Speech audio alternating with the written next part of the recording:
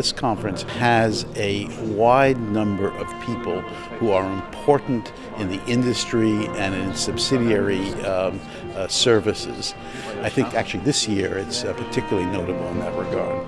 It's a good chance for us to get out and meet people we wouldn't otherwise necessarily meet, hear a few industry views that we only see from a distance, and understand how that we position ourselves within the bigger industry movements. Europe is very important to us, and London is very important to us given the strength of British Airways within the group. But we're in a global business, and we see ourselves as a global airline. Our ambition is to be even more of a global airline.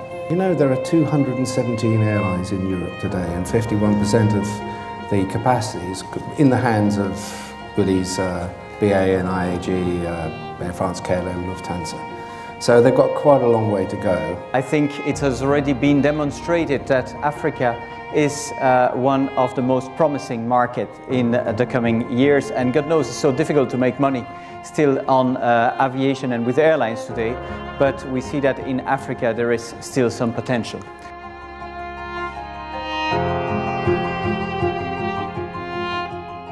I would say that the priorities for the industry are effectively confronting the change in models. The orders in the Dubai Air Show in the last few weeks showed the ambitions of the Gulf carriers, and the question is to what extent that's just taking traffic away from the rest of the world and to what extent it is supercharging growth.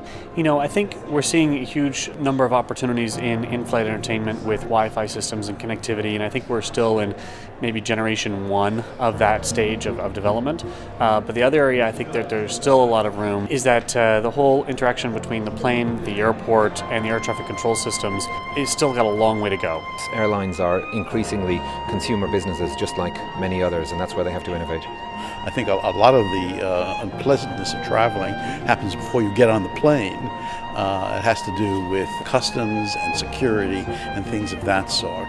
Actually, this also feeds into the whole discussion about alliances, because one of the things alliances can do is to up the quality of the experience that passengers have. And then I think the other thing that the industry has got to focus on is to what extent is it still interested in expanding liberalization, or to what extent are fears of competition by carrier against carrier going to maybe inevitably lead to government intervention in ways that we haven't seen in a long time.